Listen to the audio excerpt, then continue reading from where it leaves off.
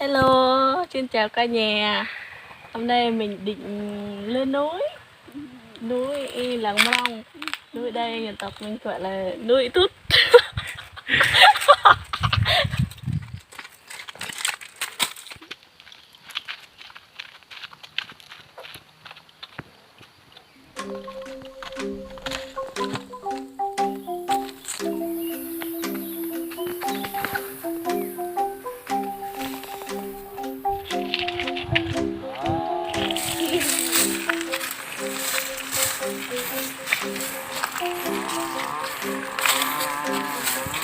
Giờ mình tới rồi cả nhà. Đây là rẫy của em, ruộng của em. Đây mình tới ruộng của em rồi.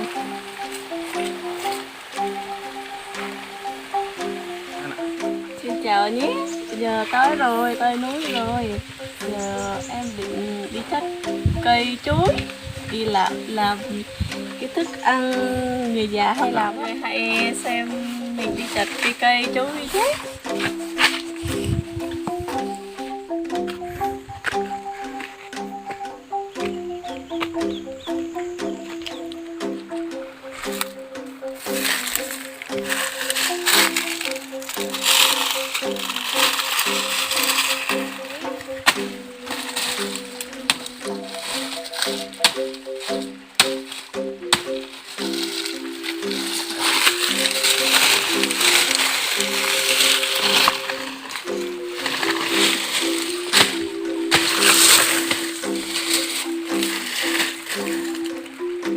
Chặt chuối của em nè, em la nhỉ?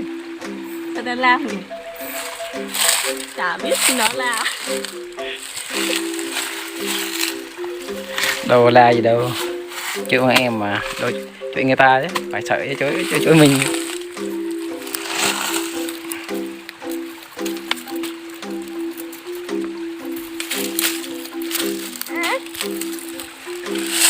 giờ mình lấy cái non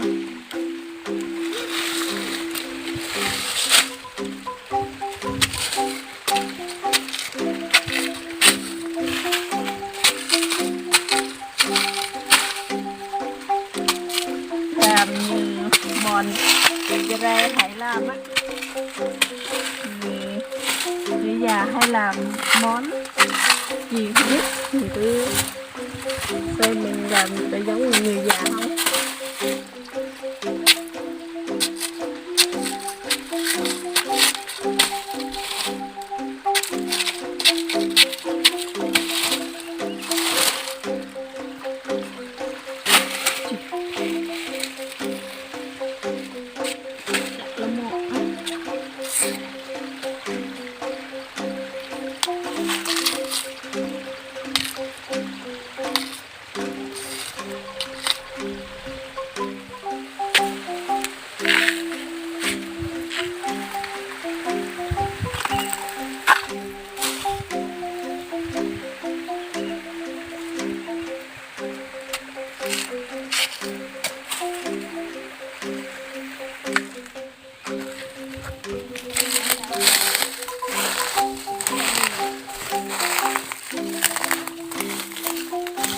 Ở đây xem ăn lá mình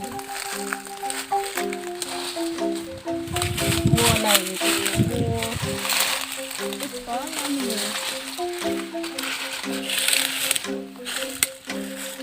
để mới có được lá nhiều. Ở nhà bán này không có.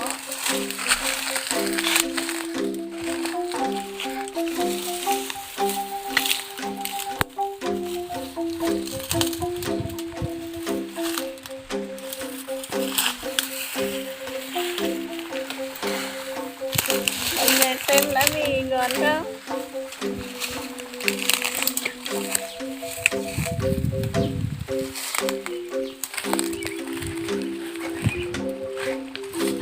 Đi xem thử cây chùa vậy.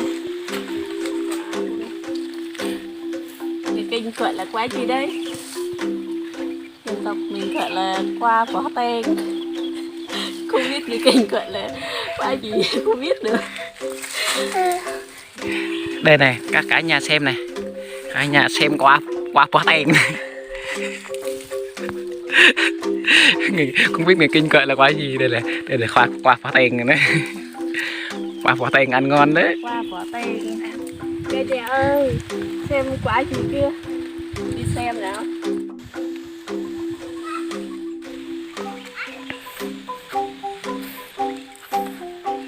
Ôi, tay thấy nhiều quá.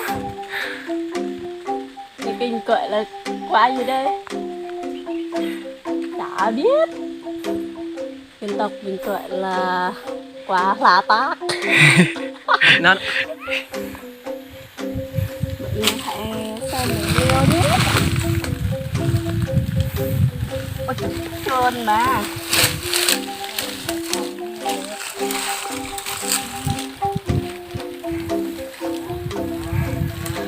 Leo không ta? leo cẩn thận nha. Leo kiểu gì mà.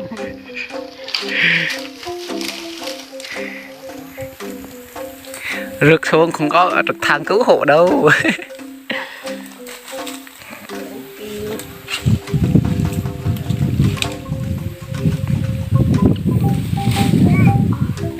Cả nhà có biết không?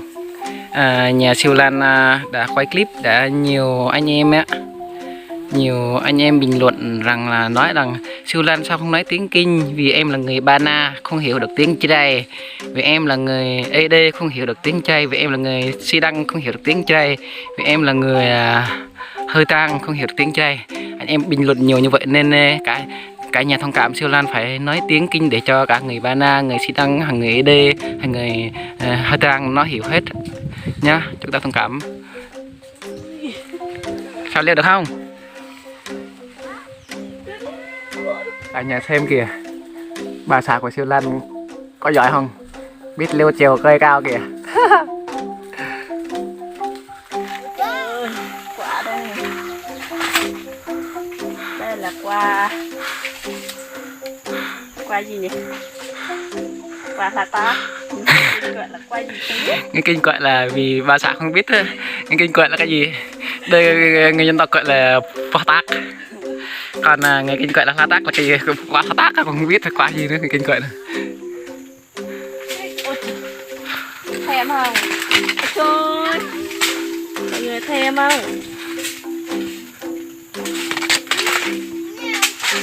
Mọi người hãy xem, mình hãy chờ các bạn nhé. chín rồi. Phải chín rồi. Nhiều nhỉ. Ui, toàn trái đẹp không nha. Nó rụng xuống. Cái kìa, chín cái kìa. Đấy, mình nhặt lên. Phỏ tác đấy, người dân tộc Tre gọi là phỏ tác đấy.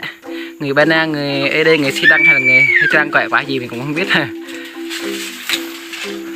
Nếu mọi người biết là người Kinh gọi quả gì thì hãy nhắn cho mình biết nhé. Hãy bình luận bên dưới video bà xã nói thế.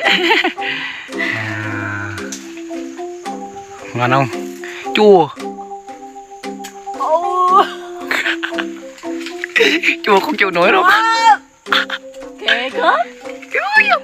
Ui trời ơi.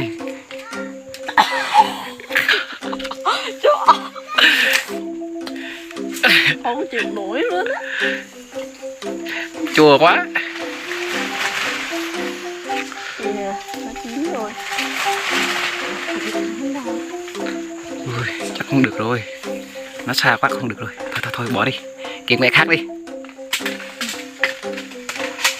Quá ngon.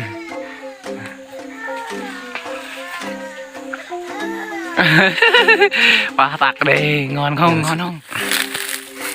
Giờ bà xã của mình xuống rồi.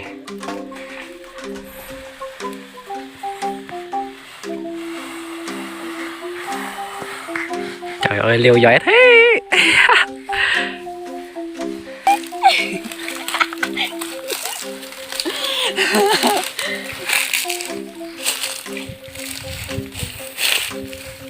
Các bạn xem kìa, từ cây này mà nó rớt xuống, vì ở đây nó dốc, đã lăn hết xuống dưới kia rồi. Xuống dưới ruộng kìa, tí nữa cả nhà xem gia đình Siêu Lan cùng xuống nhặt quả, gọi là quả tác nhé. Mấy quả lăn xuống hết chỗ ruộng kia rồi. Đấy, chỗ ruộng đó đấy. Bây giờ bà xã mình đang cố gắng tìm nhặt từng quả một rước xuống. Đây là quả tác á. Dân tộc gì đây gọi là quả tác. Còn cái người Bana gọi bãi gì mình không biết nha, các bạn xem nha. Ai là người Bana xem clip này hãy bình luận bên dưới video nha, để xem quả đây người Bana gọi quả gì nhá.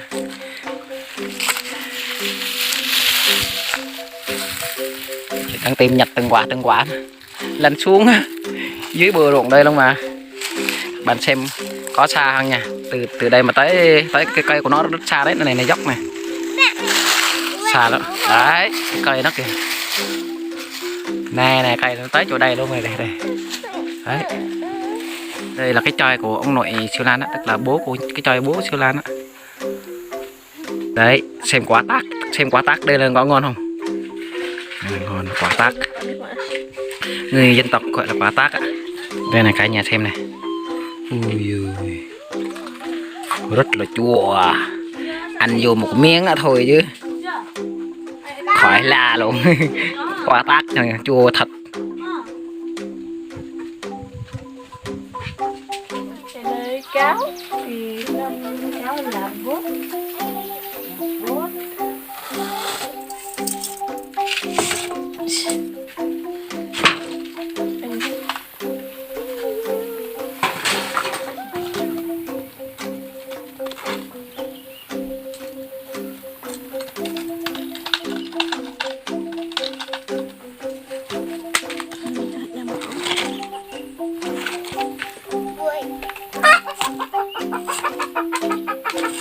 Đấy, cả nhà xem đây này, con cà của thằng em á, nó nằm trên núi, nó làm rễ trên núi chưa xong á, nó làm phát cỏ bơ lê và làm phát cỏ núi nữa chưa xong.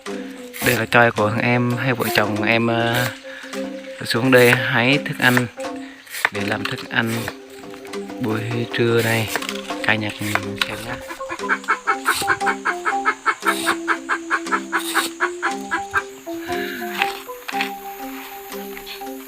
Giờ mình bóp nát cho nó.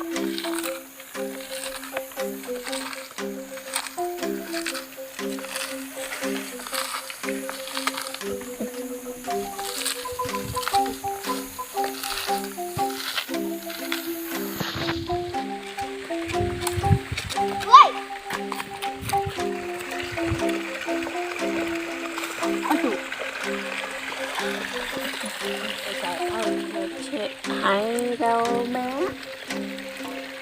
Lúa gì đây? Lúa gì? Lúa kia là lúa gì? Hai lúa.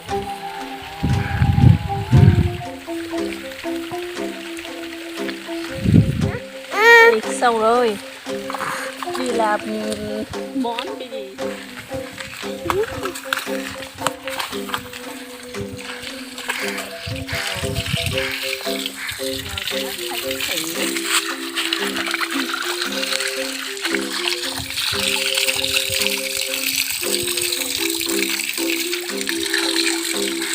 Hãy xem mình làm món gì nha.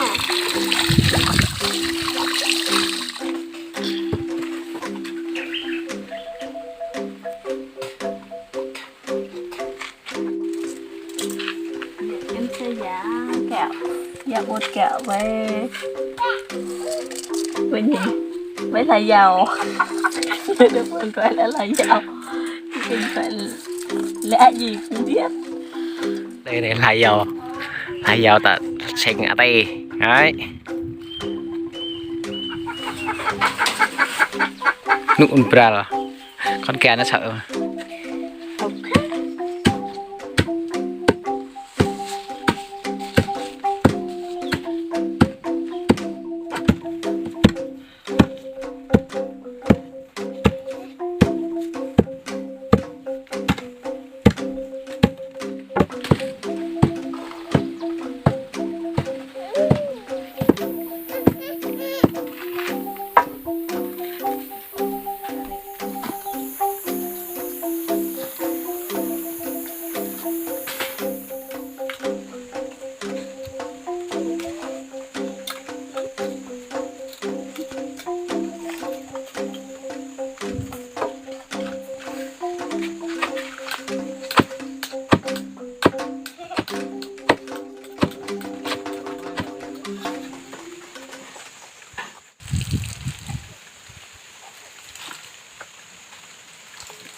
Bây giờ bóp nát tan hết nước cái chất trong chuối ấy, để cho lại những thức ăn ngon miệng. Cả nhà đã từng ăn thức ăn như thế này chưa?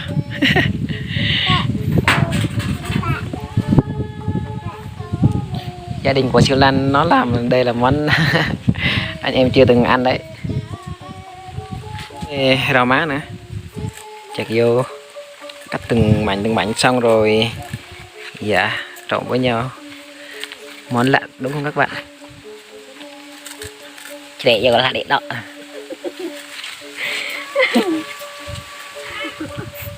Cái này nhỉ.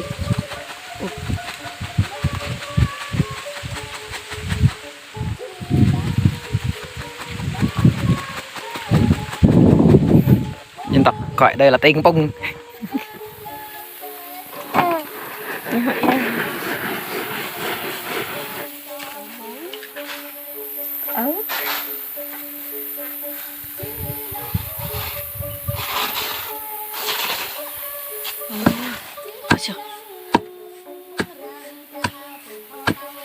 Không biết món cái này ngon không ta.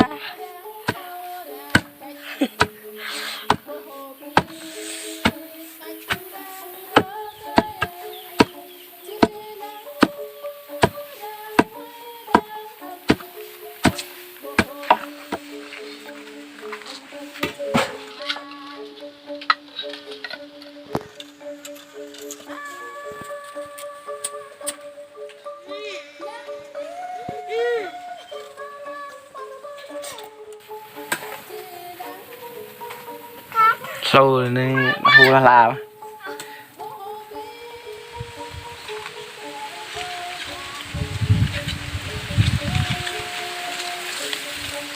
đến lúc chúng ta bọc rau rồi.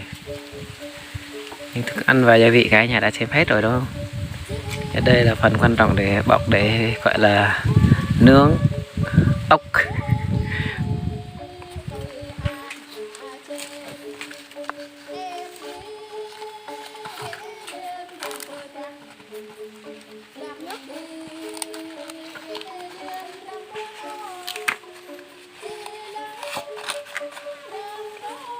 Món dân dã của người Chơ Rai đấy cả nhà ạ. Không biết người Bana đã từng ăn món này chưa, hay là người Ede, người Xi Đăng hay người Ít Hà Trang ấy đã từng ăn làm món như thế này chưa?